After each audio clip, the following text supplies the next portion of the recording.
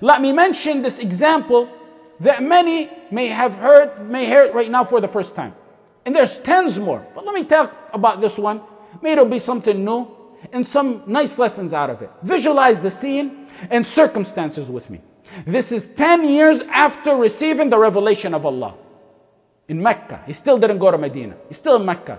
Sallallahu Alaihi Wasallam just lost his internal support, his wife Khadija. The woman who took him in when everyone ousted him. As he himself said, Sallallahu Alaihi Wasallam. The woman who believed in him when everyone disbelieved in him. The woman who trusted him when everyone called him a liar. This is what he said about her. His internal support. She's gone now. He lost his external support right after. Right about at the same time. He said about his uncle, ما نالت قريش مني شيئا أكره حتى مات أبو طالب. The man, he said, Quraysh, about his uncle, Quraysh never touched me with harm until my uncle Abu Talib died. These were the darkest days in the da'wah of the Prophet Muhammad sallallahu alaihi wasallam. The word gets to the Qurayshians that Muhammad sallallahu alaihi wasallam plans to leave Mecca. They begin to say, no way.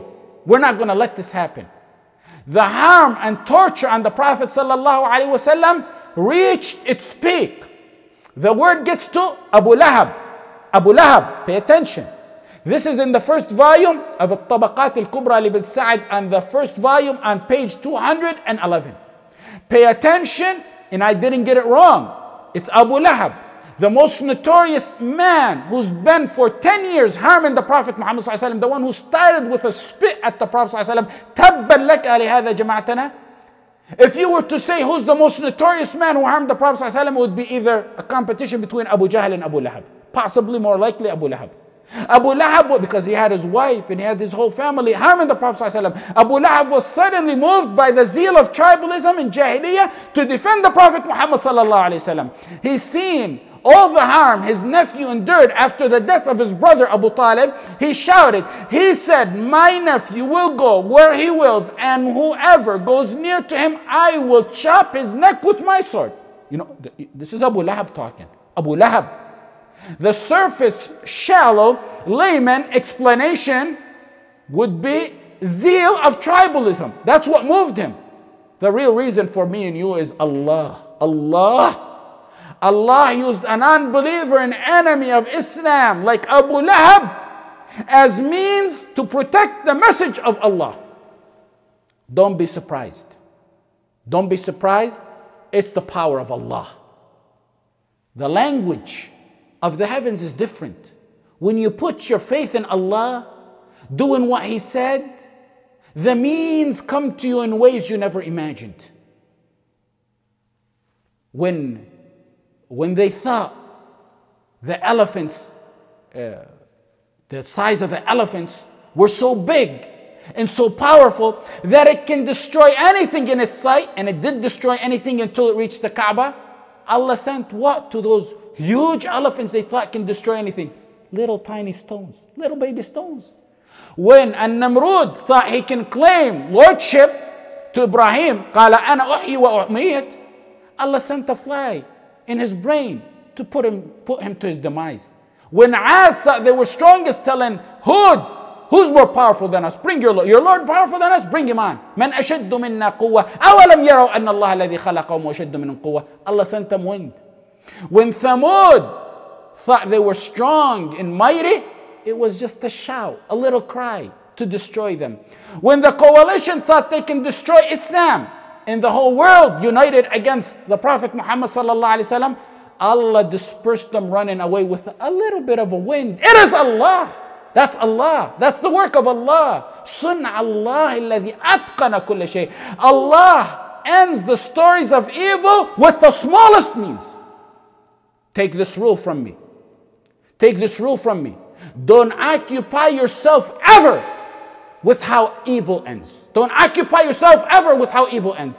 Occupy yourself with defending and implementing the truth. Abu Lahab, if he is mentioned, animosity and hatred of the Prophet ﷺ is imprinted and embedded in your mind. But for a period of time, Allah made out of him a protector to the Prophet Muhammad sallallahu alaihi wasallam, who made, help me out here, who made out of one of the top notorious enemies of Islam a man to defend the Prophet sallallahu alaihi wasallam for a period of time. Allah. You stand your ground, especially in matters of principles. Have yaqeen and watch what Allah is going to do. Allah will make a way out. Allah will make a way out where there seems to be no way out. That is Allah. He works in ways we cannot see. He will make a way out for you. The one who has control over minds more than I control my mind can bring victory and power. He controls minds more than one controls his own mind. It is Allah, the one who can come between a person and his mind. وَاعْلَمُوا أَنَّ اللَّهَ يَحُولُ بَيْنَ الْمَرْءِ وَقَلْبِهِ. Do you understand the Quran? Abu Lahab, تَبَّتْ يَدَا أَبِي لَهَبٍ وَتَبْ, who said, don't believe him, he's a liar. The man who led a media campaign against the Prophet Muhammad sallallahu alaihi wasallam, harming the Prophet sallallahu alaihi wasallam. Suddenly he says, ليخرج ابن أخي لما يريد ومن اقترب منه بسوء دققت عنقه بسيفي. Something that doesn't enter mind. I can understand when Abu Talib was defending the Prophet ﷺ. Abu Talib was alive, he defended the Prophet ﷺ. Abu Talib never became a believer. He played but he never at the same time played a role in harming the Prophet ﷺ. His image was that of a wise man, a calm man who didn't believe, but he defended. Here you have the notorious uncle who harmed him for 10 years, so suddenly defended him. The one we say Allah Akbar, Akbar, wanted it and it happened. He's Akbar. Do you really believe he's Akbar? Ya Muhammad, امضي لما أردت وما كنت صانعا إذ كان أبو طالب حيا فاصنع. He told Muhammad sallallahu alayhi wasallam, go about in your business. Do exactly what you were doing while my brother Abu Talib was alive. Go ahead, spread your message. لا واللات والعزى لا يوصل إليك حتى أموت. By the Lat and the Uzza, no one will touch you until I die. The Prophet ﷺ went out in da'wah for a time period, protected by the most notorious enemy of his. Allah, Sunnah Allah, the work of Allah. It is Allah who extracts protection from the head of the kufr to the head of Islam. Allah, that's Allah. Ibn al-Ghaytila cursed the Prophet one time after Abu Lahab said this, or right before. Do you know who attacked him and physically beat him? No other than Abu Lahab. Abu Lahab heard he cursed the Prophet, he ran to him and beat him. The troublemakers now, the people of fitan, the instigators, go to Abu Lahab. Uqba ibn Abi Ma'yad and Abu Jahl, Uqba and Abu Jahl, they went, they heard what Abu Lahab is doing.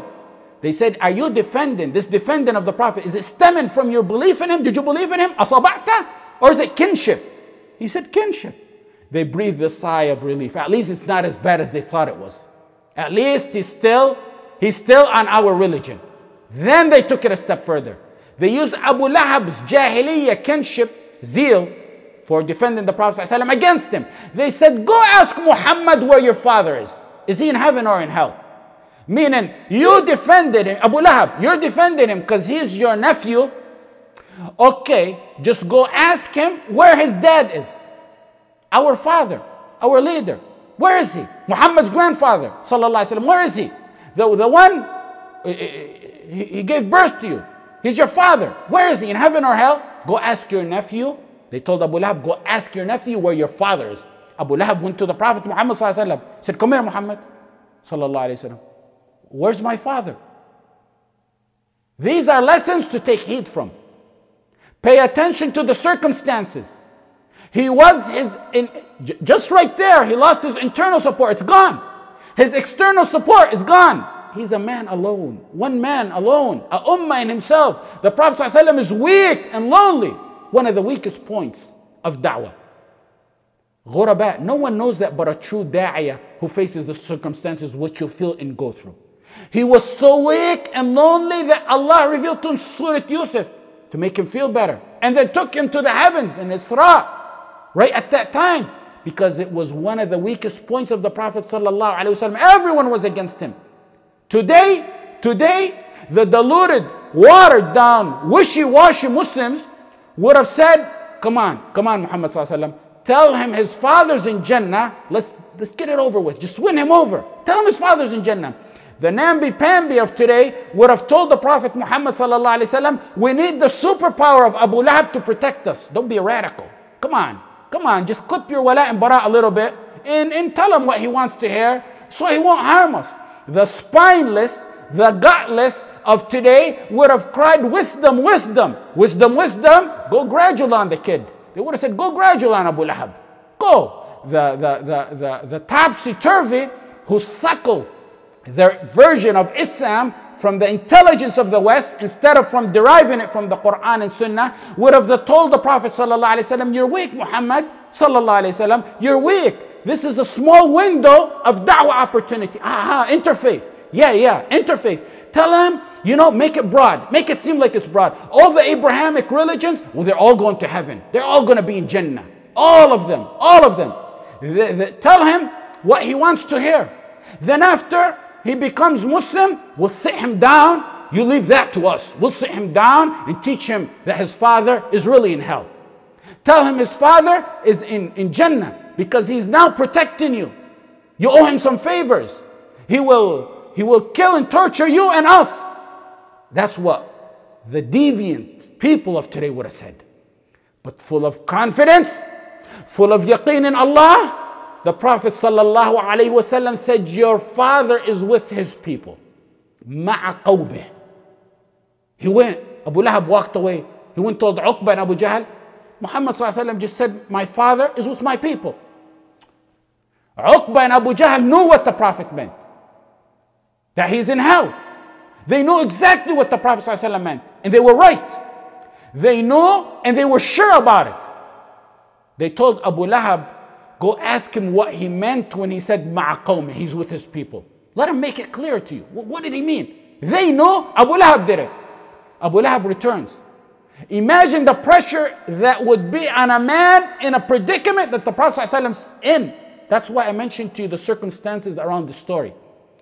On one hand, you have the biggest leader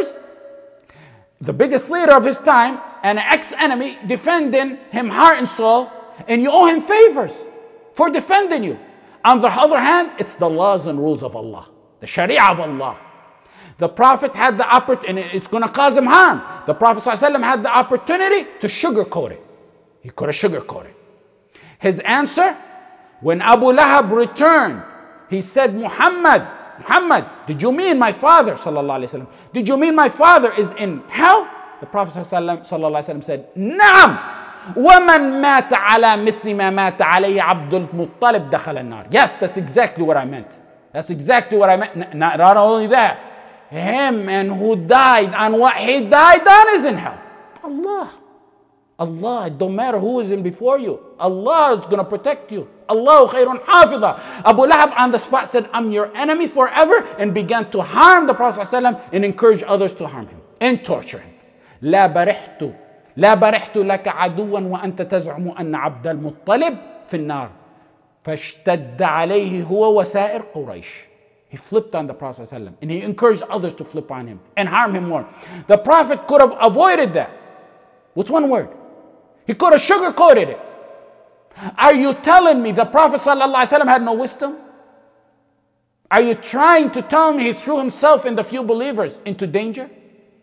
At one of the darkest moments of the Prophet ﷺ's da'wah life, why didn't the Prophet ﷺ give him a word to please him to overcome that dark era?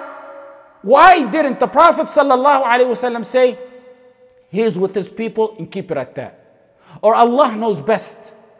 We got fundamental principles there is no compromise on, no matter what.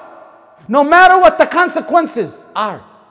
Some teachings, we don't accept graduality in them.